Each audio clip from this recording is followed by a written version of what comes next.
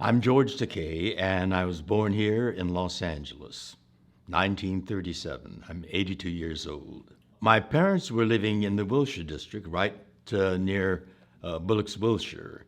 However, I claim to have been born in Boyle Heights because they knew a midwife in Boyle Heights on Boyle Avenue, as a matter of fact. And so when my mother was ready to give birth, um, my father drove her over to Boyle Heights.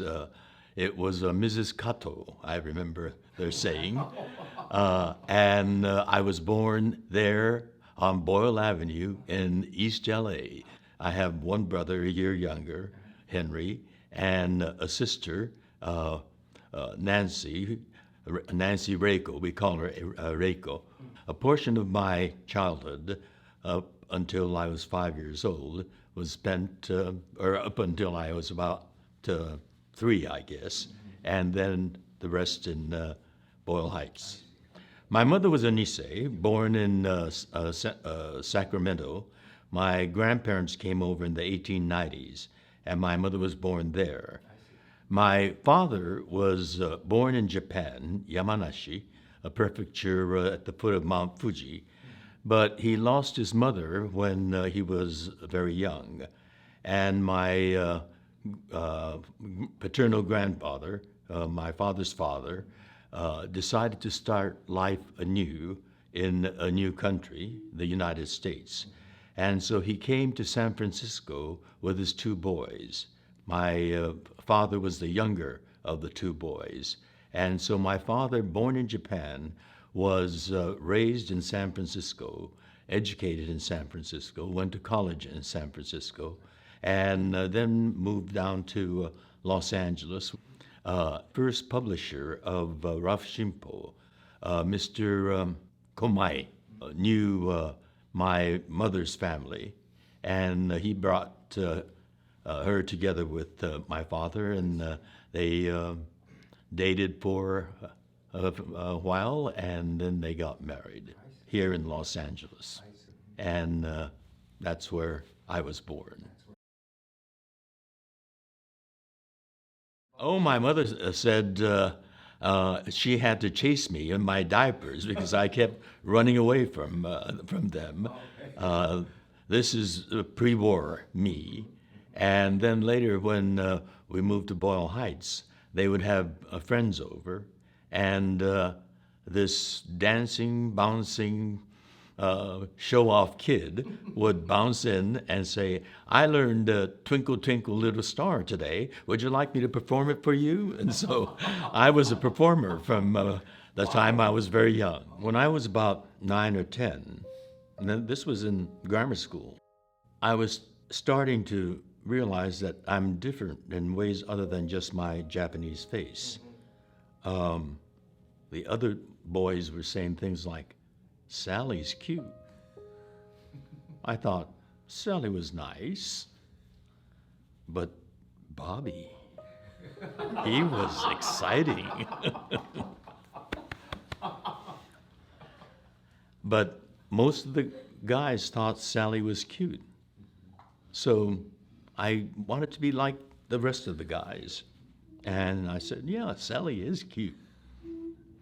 But as I grew older and I went to junior high school,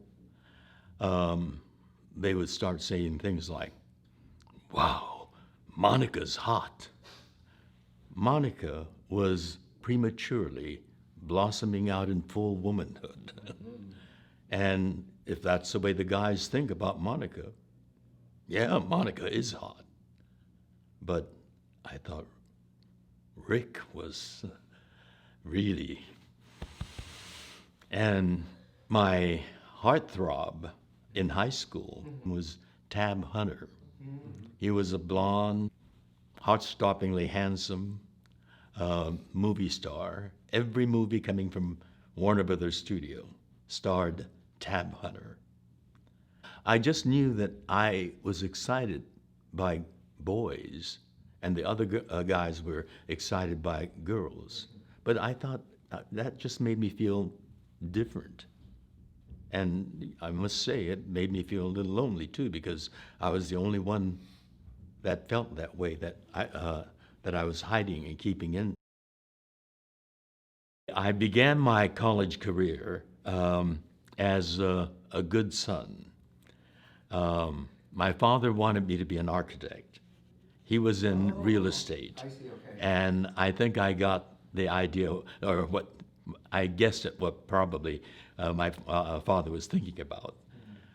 He wanted an architect's son, and he wanted to put up a sign reading Takei and Son Real Estate Development. I would design the building and he would develop it. But after 2 years and I still like architecture. It's a fascinating calling. But my real passion, the fire burning in my stomach, is theater. Even as an architecture student, I was volunteering to be one of the extras in a production by the drama department of a production of Macbeth. I was hidden under a wig and lots of beard, but Scottish warriors' kilts and all, in the final scene in Macbeth, the Battle of Dunsinane. It was great fun. Actually, I wanted to go to New York and study at the Actors Studio. So I came back to have this heart-to-heart talk with my father. And I announced that I wanted to go to New York and study at the Actors Studio. And my father knew me well enough to prepare himself for that possibility that I would bring up that issue. And he had thought of some options. He said, yes, I knew this discussion would be coming up. And I said, yes, Actors Studio is one of the most distinguished acting school in America. That's where all the great ones were coming from. Marlon Brando, Montgomery Clift, James Dean. And he said, yes, I know. But when you finish there, they won't give you a diploma that says you're a legitimately educated person. Your mother and I would want you to have that. So you should be mindful that New York is a crowded, competitive place and an expensive place, and you have to be prepared to do it all on your own. However, right here in town, at UCLA, they have a fine acting school or theater school. And when you study there and you finish there, they will give you a diploma that says you're a legitimately educated person. Your mother and I want you to have that. If you go to UCLA, we'll subsidize you. So you decide, New York on your own or UCLA with subsidy. My father was like a mafia chieftain, a deal that you can't say no to. And I made a self-discovery. I'm a practical kid. I went with the subsidy. My father's suggestion of UCLA was a good idea because we appear in plays at UCLA as theater students, and because UCLA is a part of Hollywood, casting directors come by. And I was seen by a Warner Brothers casting director and plucked out of a play at UCLA and put into my first feature film while still a theater student at UCLA. It was Edna Ferber's epic novel, Ice Palace, and it was the role of a Chinese immigrant cannery worker. And I worked together with an English cannery worker in a fish cannery in Alaska. It was a fantastic opportunity while still a student.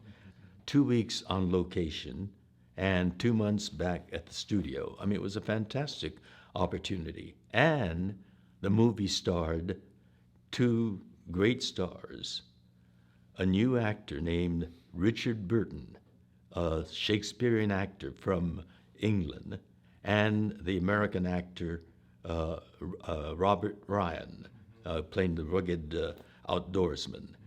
And the idea of working with Richard Burton, I was a Shakespeare buff, and here he was, one of the vaunted young Shakespearean actors from England. And all my scenes were with Richard. The first 2 weeks on location. When you're on location, you know, and particularly on a small fishing village on the inland waterway, there isn't much to do. And so I got to know him quite well. And sitting set side in between shots as they were futzing with the lights and all, I was an excited, absolutely stage-struck, starstruck student actor. And here's sitting right beside me this glamorous actor from England, British actor, Richard Burton, and I was peppering him with questions. And it was a good fit because Richard loved talking about himself. So I was peppering him, and he would regale me with stories about working with Laurence Olivier, or how he prepared for the first time. He did Hamlet at the Old Vic Theater, or when he came to Broadway and worked with Helen Hayes. I mean, I was in seventh heaven for a theater student.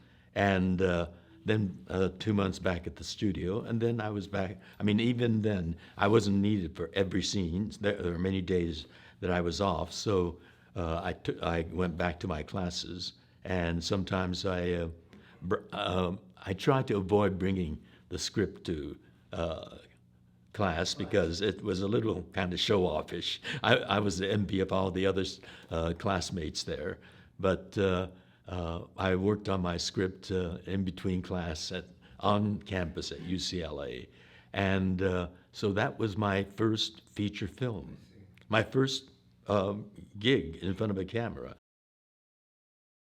One Day Confidential magazine exposed Tab Hunter as gay. But then all the pictures from Warner Brothers didn't star Tab Hunter as they did. He just disappeared. Oh, it's not good to be gay. And I wanted to be an actor. And even when you're a big star, when people discover that you're gay, then you can't, they won't hire you. And so when I started my acting career, my aspiration, I tried to be as straight and as masculine as I possibly could be. I went to the gym, I worked out, you know, all the things to be like the other guys. I was a runner. I like to keep fit. I was on the track team at LA High, and I was on the a long distance team in the winter years at LA High. And I kept up my running while still at college. And I enjoyed running, so I was running all the time. I was pursuing a career, and it was going well. I had my first series, Star Trek. And at one of the gay bars, they have these free throwaway newspapers, and there was an article about a gay running club, Front Runners, LA Front Runners. And I thought, oh, that might be kind of fun to run with other runners. And they had a date on Thursdays. They meet at Silver Lake, and so I drove there, parked the car, and there was a bunch of guys there and a few girls, and we chit-chatted. And then at the appointed hour, we all started running. And there's the front runner of the front runner running club was this tight-muscled, lean athlete. He was the best runner. He had this beautiful stride. And so, I kind of chit-chatted with him. And then some of the other runners told me that that guy, Brad, had done 2 marathons. Marathons. That's 26.2 miles. I'd never done that many miles. 10K was about the extent. And so I went up to him and said, will you train me for my first marathon? He was a nice guy. He said, yeah, I'd be happy to. And got up early in the morning, met him at our running site, and we trained, and I finished my first marathon. Brad came in way before me, more than an hour before me, but I ran that 26.2 miles. 0.2 miles. That's the important part of it. The final 0.2. And I kept improving on it, but thanks to Brad's help, and things started happening after that.